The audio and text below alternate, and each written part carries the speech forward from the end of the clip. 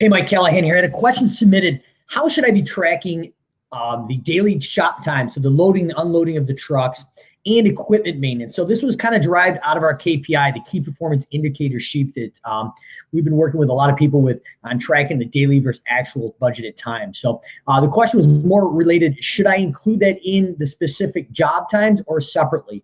Best practice we found in our company in upstate New York is actually creating a specific job. So in the morning, we have shop time for 10 minutes. At the end of the day, we have shop time for 10 minutes. And if it is a day to do lawnmower blade changes or oil changes or whatever those are, if the crew is actually doing them, we have a separate job in our CRM, the Service Autopilot, where they can be logged in and logged out and tracked.